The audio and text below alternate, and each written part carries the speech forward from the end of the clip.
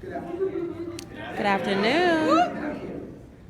So thank you for coming to a panel on the last day of PAX. I know folks went out and I went out too, so I'm still here.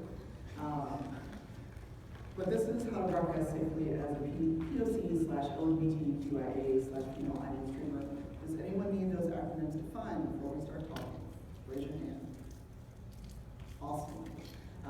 So I'm Tanya, and Mills Koebel, Nikki-Colette, Manzie, and Stennis. We're going to introduce ourselves and go through this. Just a reminder, and then we'll have this on the slide as well. When we get to Q&A, have a question. I have been at too many panels where people tell their life story and don't have a question. They just want to talk. If you want to talk after that, after the panel, we can do so outside, but when we get to Q&A, have an actual question. I will ask you where your question is if you have not asked one. So, Brandon, you start. Introduce yourself. Yes, I'm Brandon Stennis. I'm the U.S. Media Manager for XSplit. I'm also a Twitch broadcaster. And I'm from Chicago. And what's your Twitch name? UGR Gaming. I forgot about that time. Yeah, I'm UGR Gaming. Yeah. Oh, nice. I actually want to follow you. What's up? Yeah, hi. I'm Koebel. I'm a queer person. I'm an anarchist. I'm also a Twitch broadcaster, usually in that order. I'm probably best known for my work on roleplay with Roll20. I play a lot of Dungeons and Dragons. Hi, my name is Nikki. I am actually more so a moderator on Twitch, Victory of the People, on Twitch and Twitter. I am the community outreach coordinator for Gamers Outreach. We build gaming kiosks for children within the Children's Hospital. So, hello everybody. Hi. Hi. And I'm your moderator / participant, Tanya DePass, also known as Cypher everywhere on the internet. I stream on Twitch, and I have a podcast where I talk about diversity issues and intersectionality. And I've actually had Brandon on the show as well. And that is what I do. I talk about diversity a lot, so this is a conversation you're going to do with me. So a little bit of housekeeping. I'm actually live streaming the panel from my phone on Cypher Twitch. So, you know, it's there if for some reason you need to leave the panel and go do other things. If you're in the audience and you're watching the stream on your phone, what is wrong with you? Just like, get out of here. Or don't, whatever. It's cool. So because of that reason, we also do not necessarily video or audio recording panel. We are all filming photos and live tweeting, so our Twitter panels were on the previous slide. So if you have questions, obviously we can get to that. And a trigger / content warning, because we're talking about things that happen to us as streamers, we may have content that is racist, homophobic, etc., and not to be racist or homophobic at you, but to convey the things that we've had to deal with on our streams. And again, you may have a question, and I will post that. So, who wants to take why do we need to be safe? Well, I would love to preface the whole panel in that I think that the title is a bit misleading, because if you've come here to find out a way in which you can protect yourself completely from the negativity that exists on the internet, I'm sorry, it's impossible. We're going to give you, as best in our experience, a set of tools and abilities to do it, but you know, there isn't a way to completely avoid these kinds of things, the stuff that we're going to talk about. And that's not because of broadcasting is particularly a bad thing, or the internet is particularly a bad thing, but both of those things reflect a greater culture that we're part of. So we're going to try real hard, but keep in mind that the things that might work for us, the tools that we have, they might not necessarily work for you. So take what we have to say with your own sort of personal grain of salt, and keep your own safety in heart when you go out into the world to do this stuff. Brandon, do you have anything to add to that? I agree, yeah.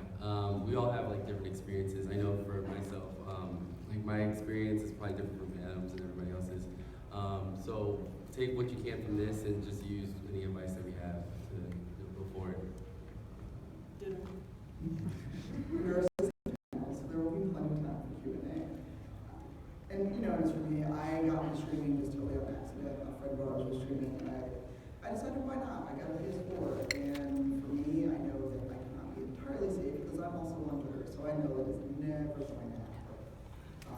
So thank you guys for I mean, I think the flip side, right, to actually answer the question about why you need to be safe, it's not about what you need, it's what you fucking deserve. Like, it's a basic human right to have a space in which you can express yourself regardless of who you are. So it's not about asking nicely for it, it's not about like using tools to like carve this space out. It's getting what already belongs to you and people are trying to take away. Very true. Can I get some applause for that?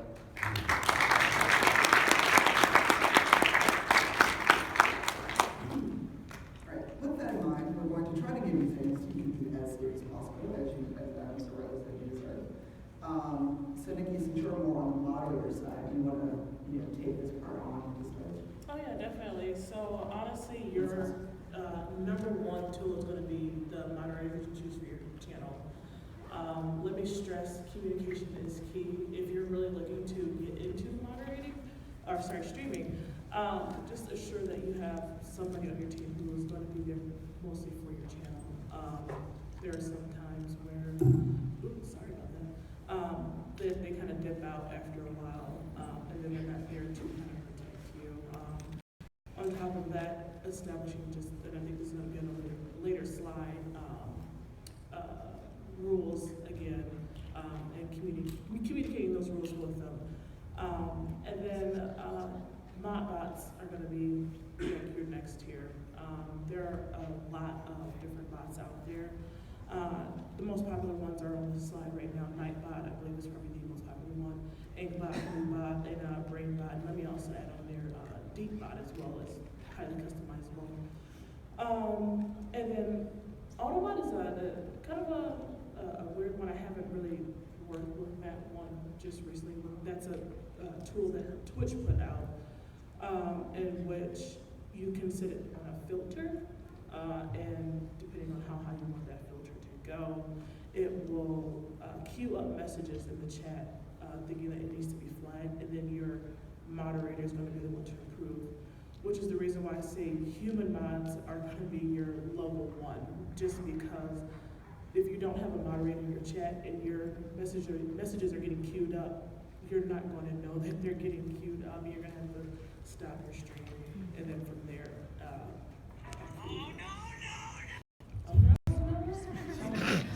As a late reminder, please silence your phone.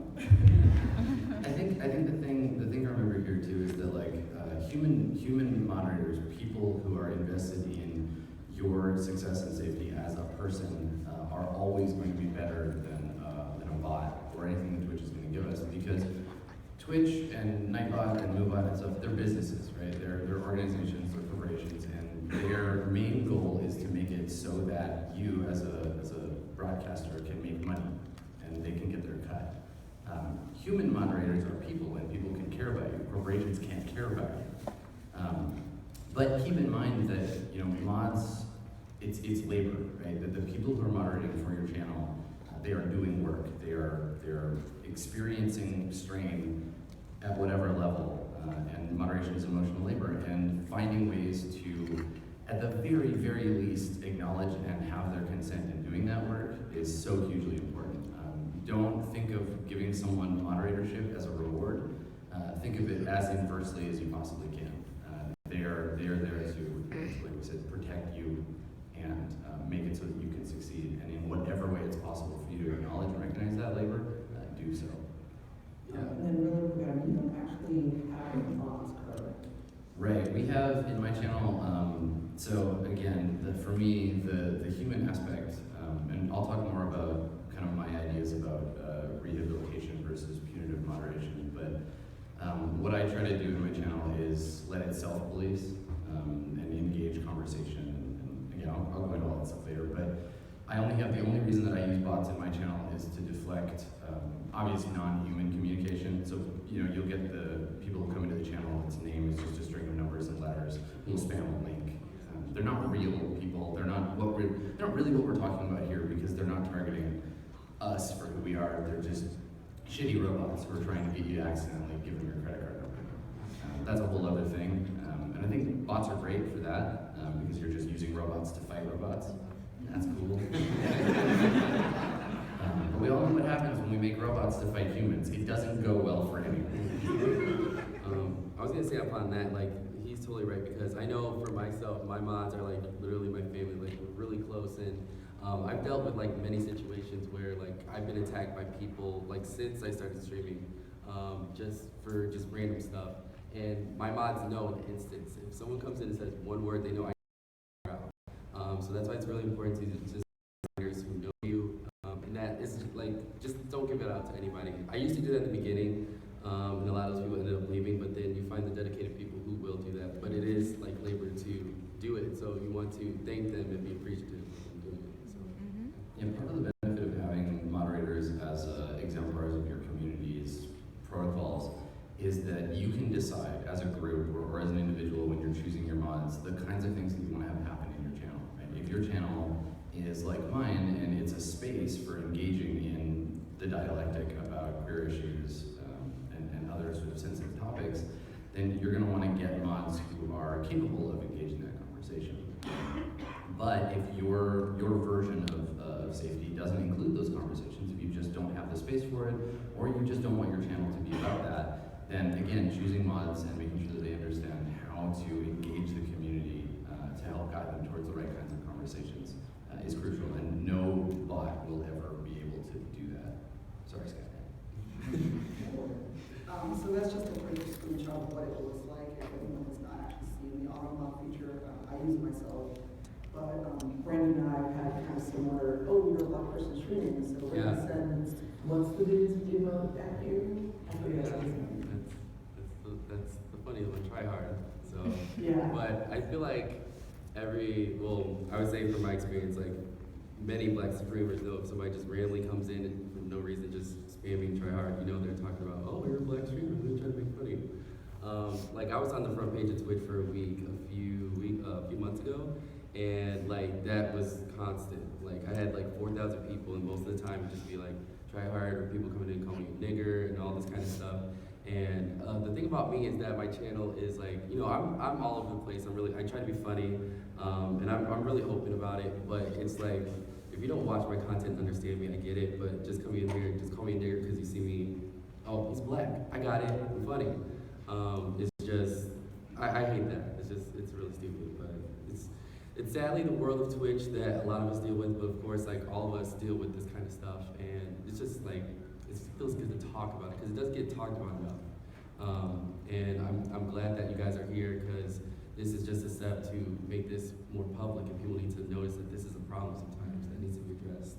So Yeah, because I know a lot of people that like to get into streaming, and this is one of the things that kind of puts them off of it. Exactly. Just the fact of what they've seen in other people's channels, and like, I can never deal with that, I can never have that happen, I just want to play games and have fun.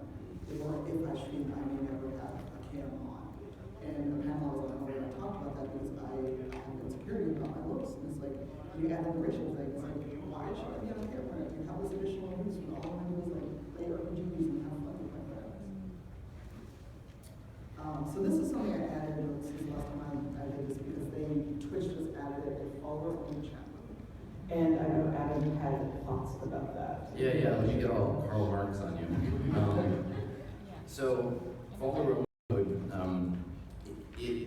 it's posited as a way to prevent spammy content. So here's the thing, follower only mode, the idea is that you have to be a follower of a channel for a certain period of time before you're allowed to engage in the conversation in that channel. So you can set it at varying degrees of time, and someone will come in the channel and they just gotta like stick around for that much time before they're allowed to speak and have to follow. But the thing about follow only mode is that Twitch made it under the auspices of protecting broadcasters from that kind of initial assumption that if someone's going to troll you, they'll get bored of after 5 minutes and they're going to leave. But what it really does is it creates higher numbers of follows, right? If somebody's going to troll you, if they're really into trolling you, they're just going to alt tab for 5 minutes, they're going to come back and you're going to get what they were going to give you when they came in, right? It can be useful in that, yes, there are people who will get bored and disappear, but it can also be a deterrent to building your channel. If someone is expected to wait 5 minutes before they can ask who you are, what you're about, or engage in the conversation at all, chances are you're going to lose potential followers that way. So it's a balancing game. Twitch gave it to us so that the follower numbers would go up, that our follower counts would increase. But it may or may not work for you depending on the size of your channel. Right? So think about that, I guess. And you can. The thing is about this is that especially if you're starting a brand to build an audience, right? You can try it, and if you're getting bad numbers, turn it off for a while, see how it goes. Run some tests, because it's not you're not gonna tank your channel if you use it for a little while and find it isn't working. Nikki or Greg, do you have anything to worry about? The only reason I would ever use it is if like there was a massive like spamming in my chat. That's pretty much it. But I mean, it depends on your personality and if you want to do that. But yeah, I mean, I know as a person who goes into different chats, I wouldn't want to wait like 5 minutes to talk to someone. I'd probably end up leaving. But usually it is a protection precaution, just in case if you know, like spam bots. That's been happening a lot lately. There's some program method that you can purchase to send spam bots to people's channels. That you should use that. And I've had a lot of people say, I don't want to lose the follows, so I keep it on so my spam gets my chat gets spammed. But I'd rather have follows coming in. But it's more important that your chat is clean for people to want to follow than just letting it go crazy just to get followers. So, Yeah, I agree with that. The channels that I moderate for, we pretty much only use it just to stop spam and spoilers as well for video games. And then another thing is that if you're a growing streamer, raids are fun too. So if you have this follower only on, it's going to kill that raid. You're not going to really notice it, because I remember we had some bots come into a channel last week, and we forgot that follower only was on, but then we saw a little trickle of a raid come in. We're like, oh my God, there's someone trying to do a raid right now. So if you want to be raider friendly, that's not going to really work for you, because they have to follow and wait, and then be like, hey, we're from the stream. And quick question before we go on, does everyone know what rating means on Twitch? Show of hands, yes, no, yes. Oh, that's about what's the question? Okay, Rating? So those that don't Yes, understand I know what it rating, is. It's, you know, let's say Adam Wow, or you Brandon don't stream, know. and I finish up, it's like, hey, let's go visit their channel. And we come in with the hashtag like rating, cyber rate, whatever. And so it's a friendly way to kind of send your audience to a fellow streamer. And maybe, hey, this is something you ever checked out, go check them out. So that's what rating is. It's not a bad thing, and I had to learn that the hard way. Okay, rules. Rules are important. This is actually a screenshot from and now Twitch has it where you have to agree to rules as a setting you can turn on.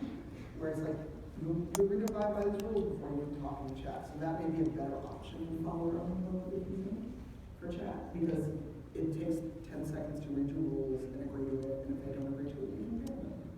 Yeah, I do like that now there's the option to turn on your rules pop up in chat when someone first comes into the channel. So most of the time, traditionally, this kind of stuff, you'd have to make a graphic for it, or you put it in the text somewhere below your channel. It's going to fall below the fold. People may not scroll down to see it unless they're already interested in the channel.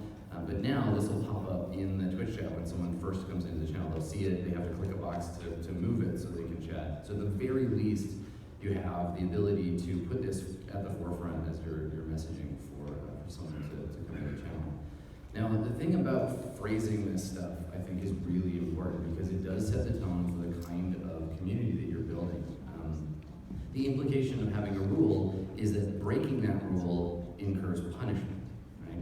There needs to be, if you are being relatively authoritarian in the space that you're creating, you need to inform your mods that if someone breaks the rules, this is what happens, this is what we do, and to be consistent and to apply these rules in a way that establishes your community as being a certain way.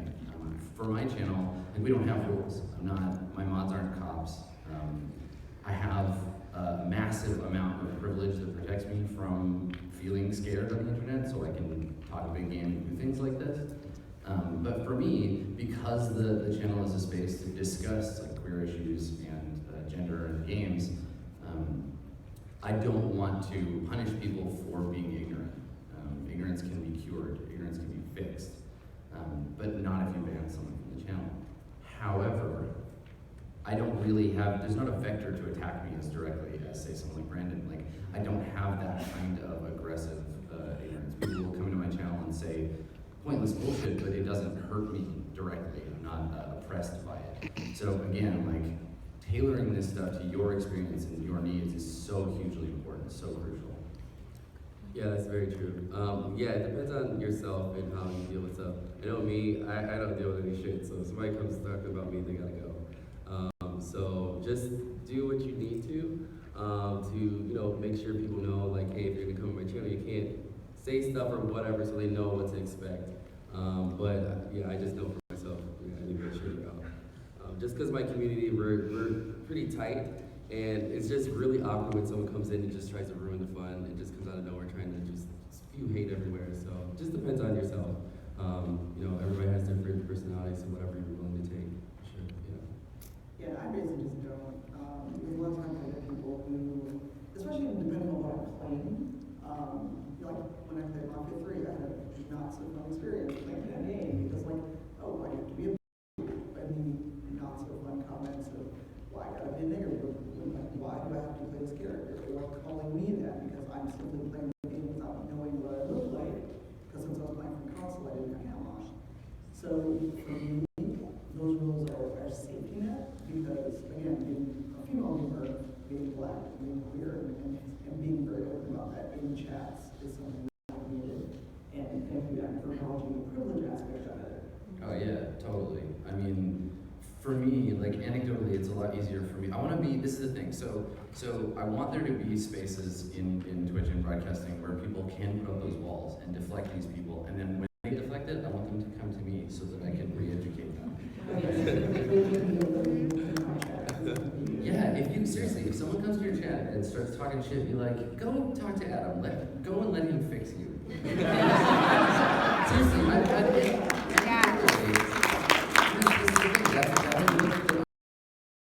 in very deep, because anecdotally, this is I've had people come in, and there are lots of people in the world who don't have enlightened viewpoints about other people and their identities, and so people will come into the channel and be like, "You look like a gay," and so I'll be like, Okay. "All right, let's just take a second. Why do you think that? What does a gay look like, right?" And sure, most of the time they're like gone, they won't respond. But there have been times where people are like, I don't know, cause your haircut, and I'm like, okay, just gonna pause the game here. Let's talk about this, right? And there are members of my community, people who have been long-standing members of the community who came from a place where they just don't know any gay people. They've never met a person of color. They live in some tiny town in Ukraine, and they just don't have these experiences. And being able to leverage the privilege that I have, that safety space that I have for myself, and to be like, listen, I'm a white man, you're gonna listen to me. Let me use that to educate you a little bit. But don't do that if it's not safe for you, right? Like, give them to me, let me destroy them. So I'll heard this covenant that we have now made. Yeah, I'll do it. So just a couple more things about ban words. No, this is from mine. Why is my name on that list?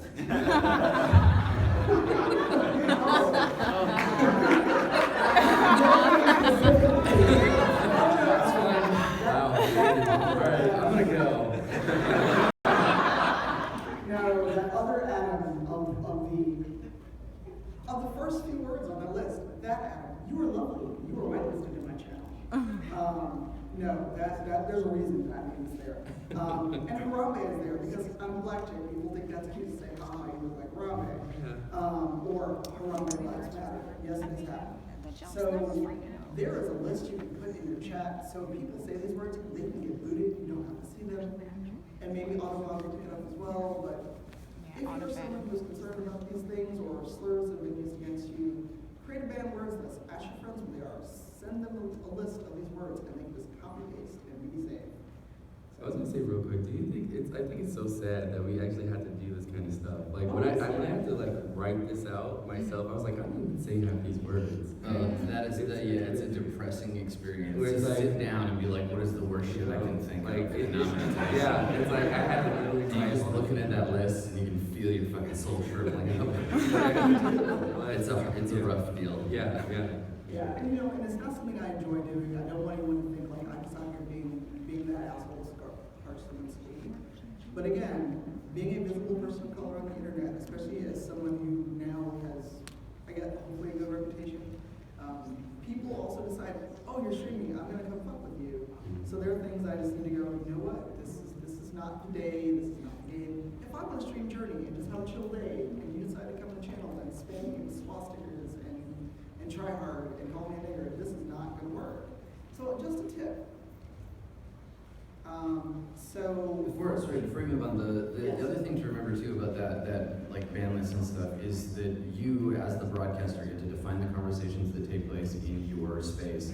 So you can use that list not only to protect yourself and the people that are having these conversations, but to look out for things that are triggering for you personally, right? This is a list of anything, any kind of content, and it indicates to your audience these are conversations that we just don't have here. Like you can talk about these things elsewhere, but don't come up in my channel and start talking about anime because I don't want to hear it. So go ahead and that's not true. Well, I wanted Brandon to talk about this because I've been in the trainings when this has happened, and I remember specifically a kind of periscope you did after a long stream and some shit went down. So. That's like one time. I know it was one time, but it was a culmination where you were like, okay, I'm done with this shit. So I've had a lot of crazy things happen. There was one time that I was streaming and someone came in and called me a nigger, of course, and he was banned. And then I went on Twitter and I posted the picture. I don't know why I did, but and I was like, this is when I do that a lot though. When I get hate, I want people to see this is what happens because not a lot of people talk about it. And then the person went online and was trying to edit the photo and then did all this crazy stuff to try to make it seem like I was like in the wrong, trying to say I was doing all this stuff. And I was like, this is the VOD. I have the VOD of you saying it. Here's your what you're saying here. I've had people come in and try to, I got DDoS before, different things like that. But what I've done is, I've reported to Twitch. I've also had people come in impersonating me in other channels. That's happened before.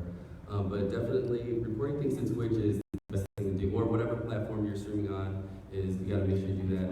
You ban them if you don't want them, but just be prepared that they'd love to come in a second time with a different name and probably the same thing. I deal with that a lot too, so just be aware of that kind of stuff. They can be persistent. Mhm. There was one time someone was on for like 5 days, coming in with just different accounts. I don't know why they have all these email addresses. But they were persistent and they wanted attention. I think just kind of speaking earlier, just make sure that when you're talking about rules and whatnot, make sure that all of your mods, whoever is going to be a part of your channel and help make it your channel, they're all on the same page in terms of what you want from the community and just how you want things to run in your chat.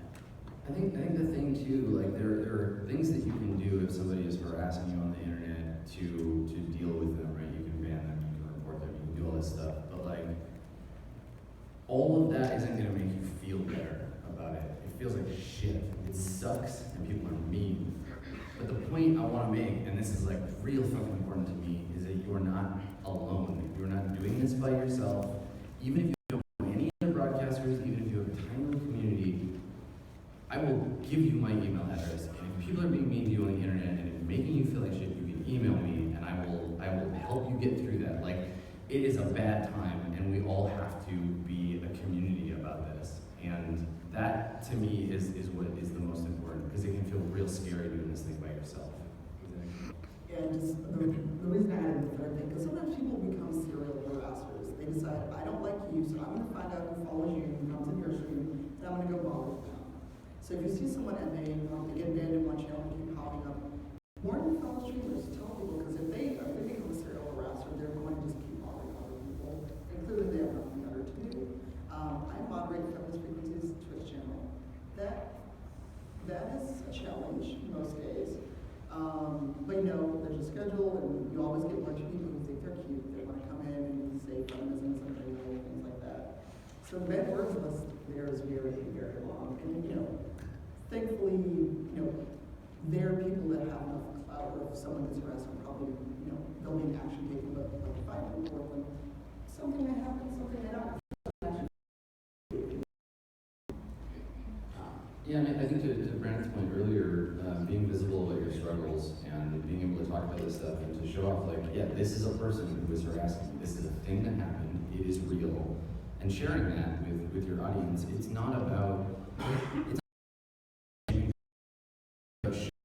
real things. So that when somebody who's starting streaming who follows Brandon sees that on Twitter, they're gonna feel less alone. They're gonna see that and be like, yeah, everybody deals with this stuff. It's really satisfying watching a fascist get punched in the face. And having these things as part of the public discourse, I think, is important for all of us to reinforce that we're doing it together, that we're all one thing. Say no, we're all in this together. So just a couple things, because the first time I did this panel, I did not have a slide about this. So just so you're aware of things that can happen, and this is on the more extreme end. I know a couple people who actually were swatted. It is a very terrifying experience because police showing up, especially if you're brown, could mean your death. So this is not at all a joke talking about this. So swatting is when someone knows you're streaming, and usually if you're on cam because they want to see the reaction. So this is just a definition. If anyone on the panel has thoughts about it, or further warnings, I just want to have it as input so you are aware that this does happen. And we've got some resources, and then we will move on to Q&A. Does anyone have thoughts about swatting or doxing? I mean, I've been DDoS before. It's very scary. Can you explain DDoS? Oh, basically someone gets a hold of like your IP address and they can like literally turn off your internet for a certain amount of time.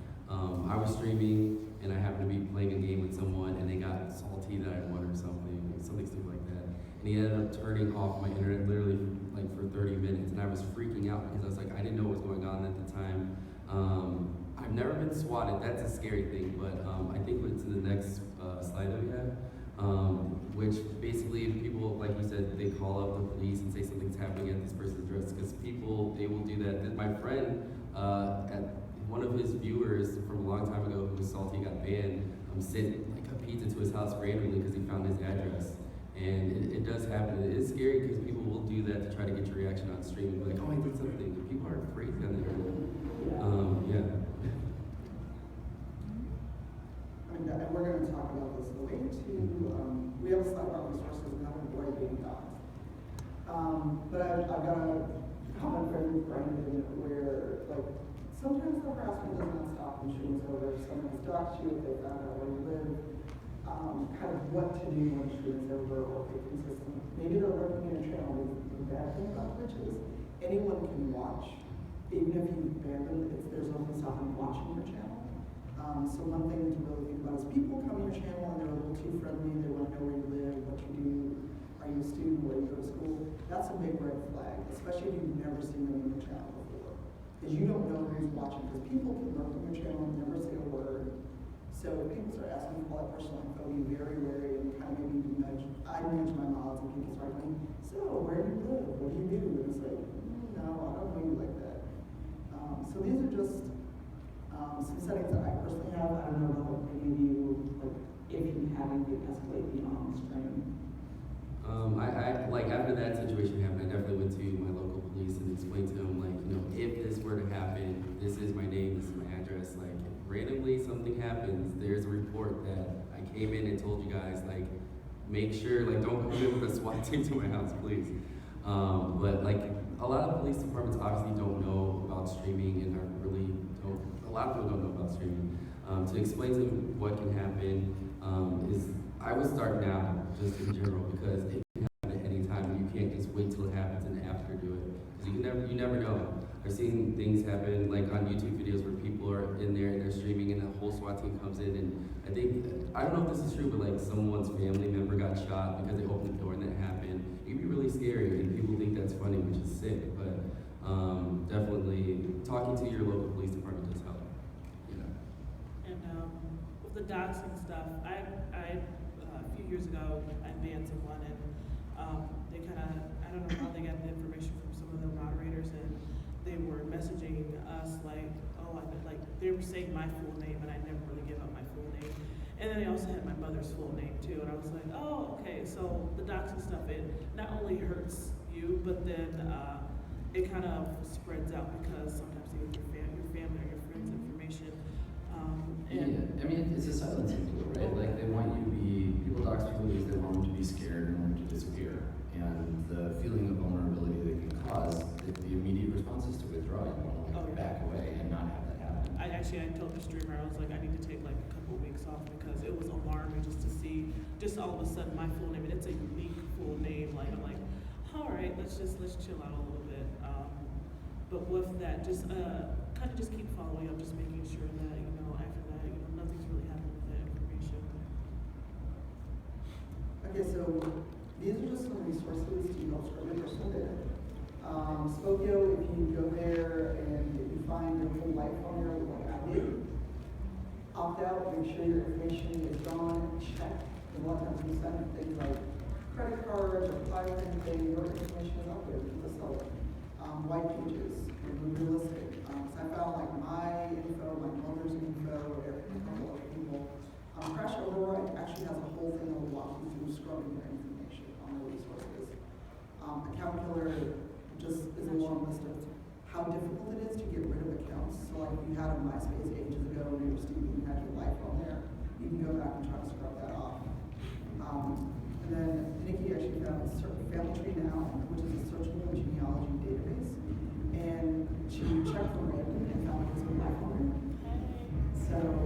So that is something where you can be where a lot of people I know are finding information they thought was not public or trying to hide it being public.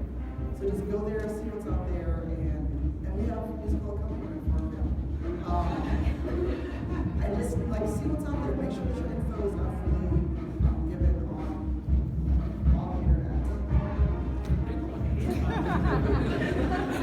So for those missing New Orleans, Speak on Family Tree now real quick.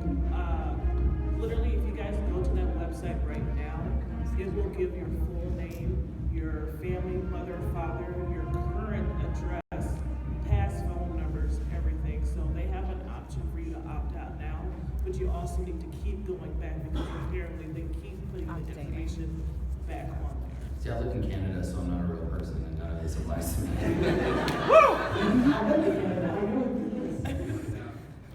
I will get back to that slide, or if someone can tweet it or screenshot it, and I'm going to upload this to The big one, I think this is a thing. The most common access point that people have to personal data is your whois data. If you own a website and you register a domain, that's the first place anyone will ever find your information because it's often public for some insane reason. So when you're registering for a website, you're getting started, you're getting your .tv website ready to go. Just make sure that the domain that you use either doesn't have that information public or talk to them about opting out of giving them your address because that's like a real easy one and people I don't think about it. Most people have never done a whois lookup on an address before. That was good, because I started a website, I didn't know that many years ago. All right, Q&A time. Remember, a question. Q is for question. So please line up if you have this. Hi, good afternoon. Try again. Hello? All right. Hi. So I was wondering, in your experiences, is there certain content or certain games that in general attract maybe less ignorant viewers? I would say like if it's like a toxic community like League and stuff, you're always going to get those people that come in there and just trash talk, regardless. And then if you have a camera on, it probably escalates from there. In a perfect world, we would play games made by diverse people and it would attract diverse crowds who would be non-ignorant of other content. But often what will happen is if people want to be shitty, they're going to be shitty no matter what game you're playing. I think that we should support people of color and queer people by playing their games anyway and playing them publicly. But I don't necessarily think that on the positive side, playing a game is going to attract a better audience inherently. Yeah, I mean, I was playing Jordan, still got assholes, so. Yeah, the competitive journey scene is rough. I can't handle it, they're too hardcore for me. This game is so beautiful. Hi. So as someone with a whole lot of privilege, is there something that me or people like me can do to sort of assist in stopping the hate, aside from just calling it out? I mean, I wouldn't discount that as like a huge deal, like not tolerating it. Because often what happens is that marginalized people stay marginalized because people with power ignore them. And people will listen across lateral lines, right? Like if you have that voice that people listen to by default, regardless of what you're saying, use it to say important things. And don't put up with bullshit. It is a big deal to call this stuff out, and it can be really hard because it does mean giving up some of what you can perceive as like your own safety or privilege, because people will look at you and label you in ways that might disempower you, and that happens for a reason, right? They want to silence anyone who's going to ally themselves with marginalized people so they can retain the privilege that they have. So yeah, I mean, yes, aside from that, there's stuff, but that's huge. Thank you. Hi, thanks for doing this, man. That's great.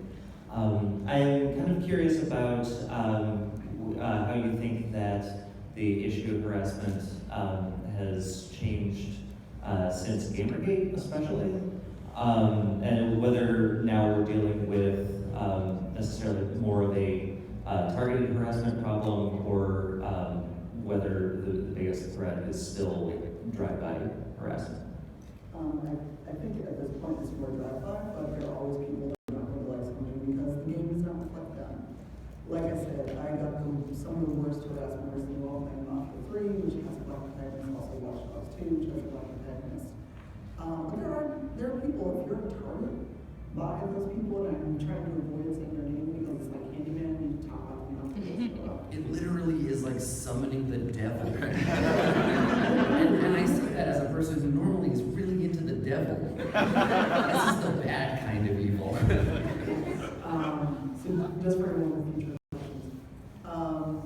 But if someone is target of that group, they're going to go out of their way to harass you no matter what, related to Twitter, Twitch, website, Facebook, what have you. But in terms of streaming, I think it's more drive-by unless you are targeting a specific person that they got a beef with you or something. I mean, that's for me. I don't know about anyone else. I think that the big danger is that there is this idea that politicized movements, such as the one to which you were referring, they give these individual shitlords a place to return to when they feel they've been rejected, right? When they go somewhere and they perform harassing behavior and they get pushed away for it, they get banned. There is an army of fuckboys waiting to embrace them and their rage, right? And legitimize it, and that's the terrifying thing, right? Someone who is individually a problem can be rehabilitated. We can work with individuals and help them get away from that. But if they're supported by a social structure that backs their shitty hatred, then they're much more difficult to ever retrieve from that space. So I think it's a combination of the two. It's a sort of a constancy of trollish kind of immature behavior, but the reinforcement, the structured reinforcement of that stuff makes it really dangerous.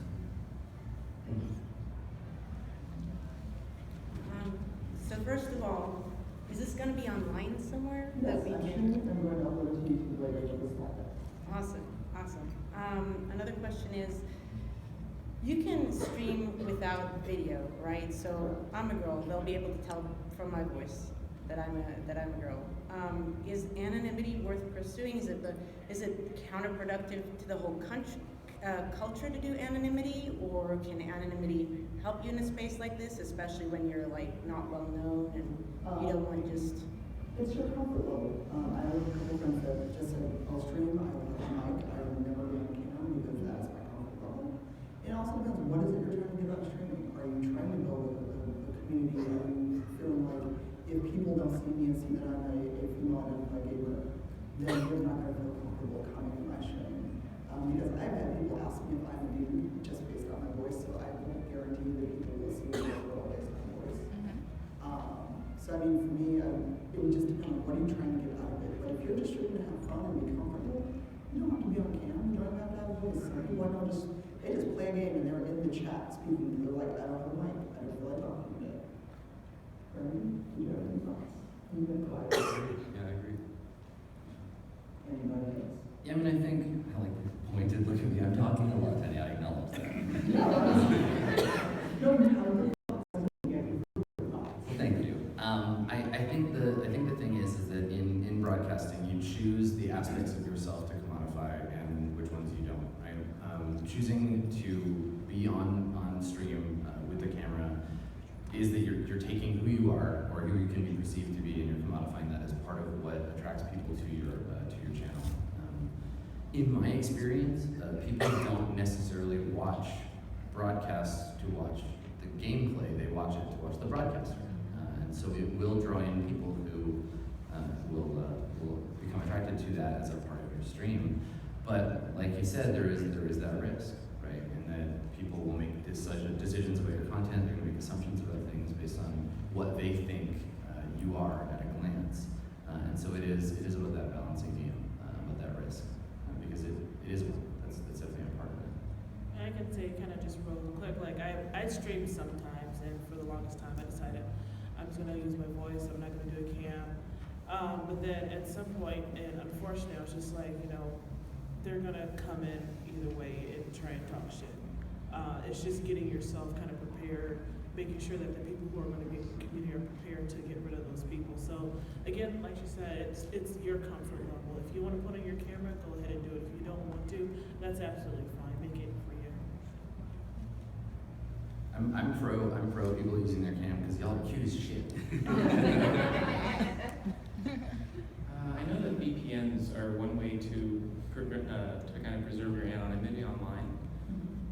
But I was wondering, I know they vary one to the other, but is using one usually high impact on like your ping for more like responsive games where you need to react quickly, or are they viable for streaming? I'm sorry, the first part of your question? Sure. I know virtual proxy networks, VPNs, are good ways to protect your IP from things like DDoS and such. But basically, are they viable for games that need you to react quickly? Do they impact your ping to a high extent? I can answer this question. I see Mr. Robot. Yes. No, it depends on the game you're playing, right? Like if you're playing StarCraft or Counter-Strike, a VPN is going to have an impact if you're trying to play competitively. But if you're not, it's definitely an option. There's so many technical factors that go into whether a stream is viable, like your bit rate and all of that, whether your connection is consistent. If you've got a great connection, then you probably have a little wiggle room to try out a VPN. But if you're already struggling at 720p 30, it's going to be harder for you to add that extra step. Test it. Right? I don't know any broadcaster who of a size where this is like a thing they do a lot that doesn't have a couple of test accounts. And do that. Have your main account, but try the VPN in another account and see how your stream looks. See if that works. And then if it is a problem, but you want to prioritize using the VPN to protect yourself from DDoS and stuff, just try different games. Play games that it's not such a big deal. Like turn-based or something like that. Yeah, exactly. Thank you. Mm-hmm. Hi. So I stream as like a hobby sort of thing, and I'm transgender at like the very start of transition. So how do I go about dealing with like all the social aspects of transition without really getting too involved in like live streams or anything like around that? Because it's not what I want it to be about. But at the same time, I don't really know how to address. I would say don't address it unless you feel like it, because some come your stream it is not going to assist unless you show disclose. Because like for a long time, I did not know that Brandon was gay, and because it's not something that comes up in his channel. Girl, please.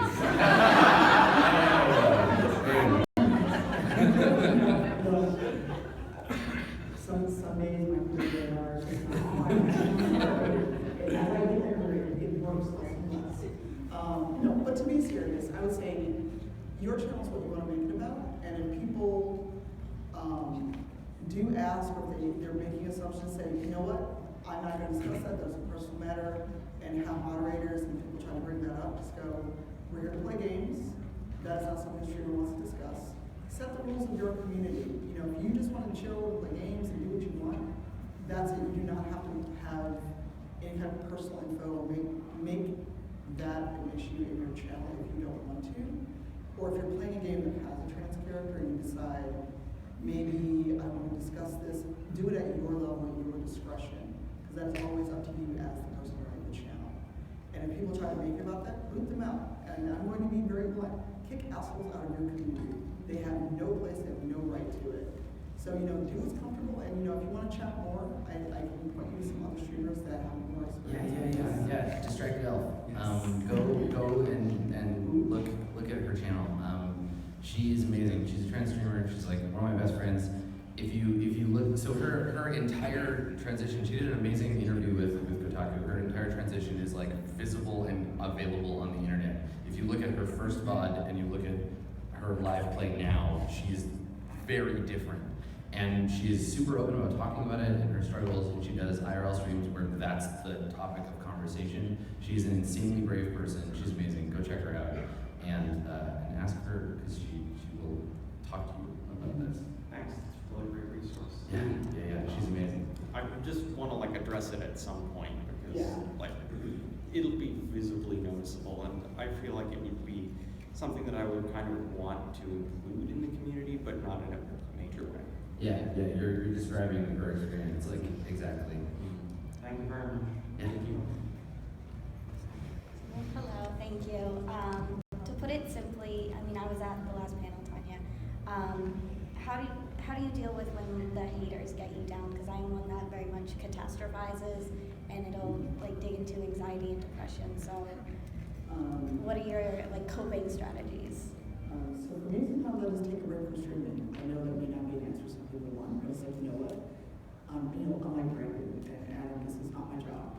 So I just take a day or two off, or I go play games for me, or I go out and do something fun, because, unless you're at a point where this is your job, this is something you really have to do every day, I would say just take time off, have a good community, like Adam's community self-policies.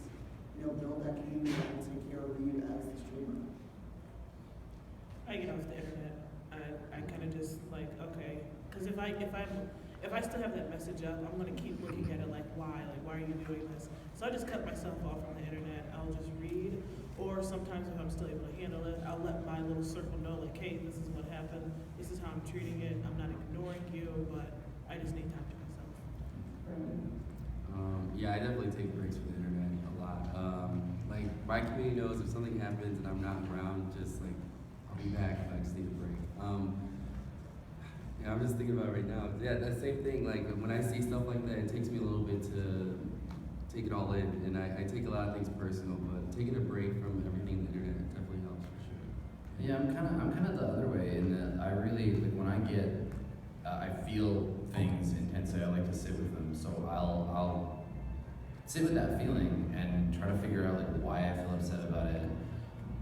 What about it is making me feel that way?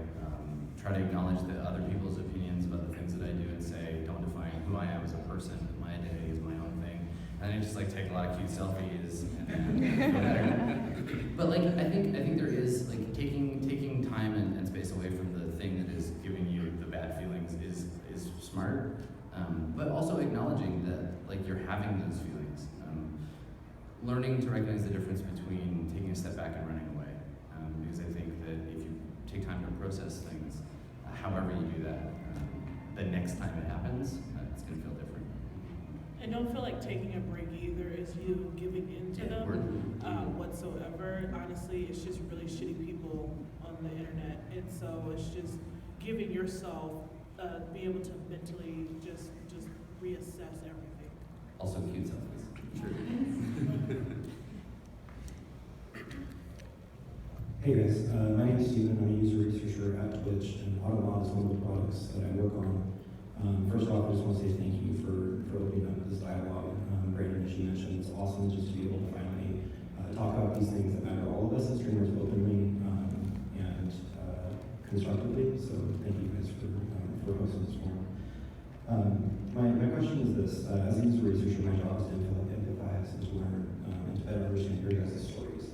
One of the things that you guys mentioned early on in the talk was the importance of human moderators, and it feels like it's very important to have people who have your back, as opposed to Automod, which can be useful, but comes from Twitch, which is a company whose main goal is to monetize, and ultimately they're always trying to advance a business goal.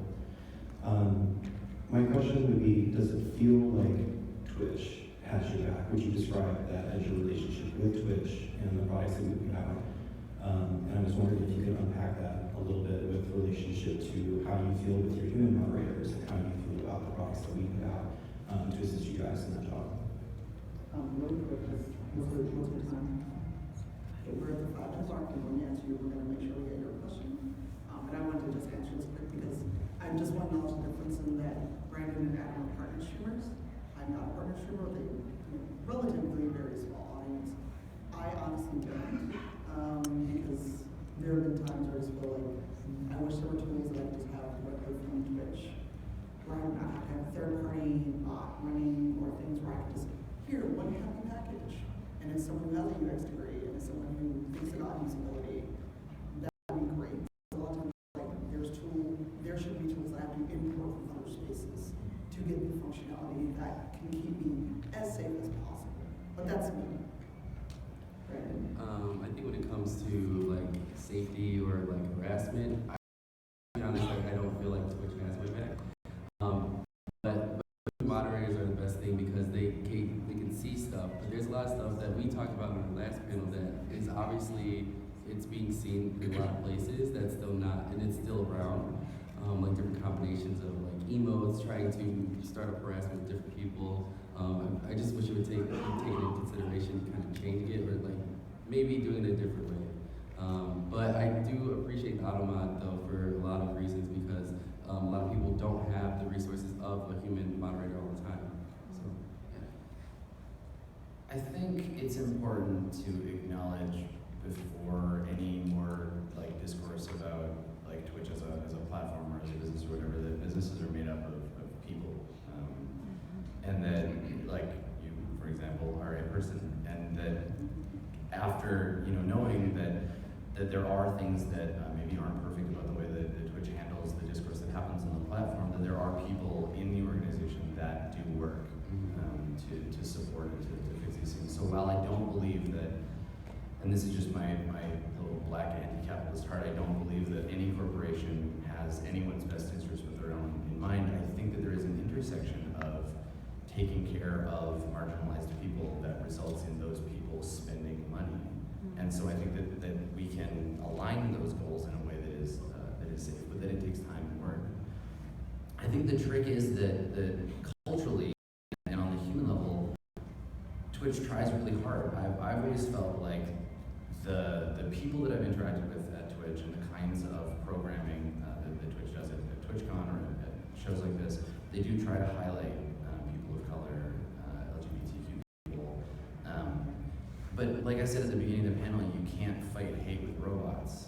And we can try to create a sort of terminus point for that behavior, but it's the human stuff that's gonna really fix it.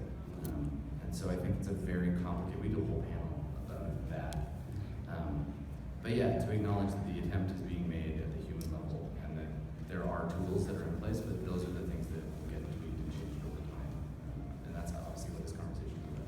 Yeah, that's why, as a moderator, that's kind of what I agree. I think there's not going to be a tool that Twitch can make that will replace the human moderator. It's there, no matter what stream they're going to have to be there. I think you are just producing tools to help those human moderators kind of make their job easier.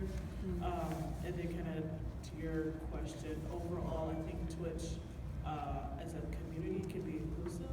I really love Twitch as a platform, but do they necessarily have everybody's back? No.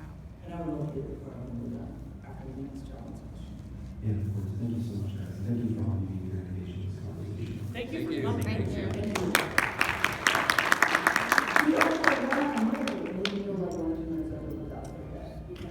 Again, thanks so much for this panel. It's awesome. My question is specifically for you, Adam. As another person with a lot of privilege, how do you foster, like I would love to do what you're doing where you can be open and not really allowed to be rules and answer people's questions, but how do you foster a community that feels safe for the actual left-wing Nazi-punching audience you want to retain without them leaving, unfollowing, leaving your stream, that sort of thing? Without leaving? The actual like audience that you want to keep. Oh, yeah. Oh, I mean, you you scared can't. me for a minute. without them feeling threatened by people's questions. Yeah, it's true, right? Because the dialectic is frightening, right? It's hard to be in a space. Like if somebody wanders into my channel and we're in the middle of a real deep, like intense conversation about gender politics, and they expected Street Fighter, they're gonna get like a little frightened, and that's okay. I think it's important for people to feel a little uneasy about these conversations because they are uneasy. I think that the most important thing that anybody with any amount of privilege can do is a combination of listening and like taking seriously the voices of people who are not them, and then boosting those voices, giving up the platform that we have to people and ideas that wouldn't normally have those platforms, wouldn't have that space to speak. I think if someone is scared of the discourse, if someone doesn't want to engage in a conversation about these things, it just might not be the time for them. It doesn't mean that we need to not have those conversations. I think what I mean is there's still time. There might not be, I think we are actually I think we're at. Let's come find me after. We'll talk more about it for sure. Thank you all so much for coming.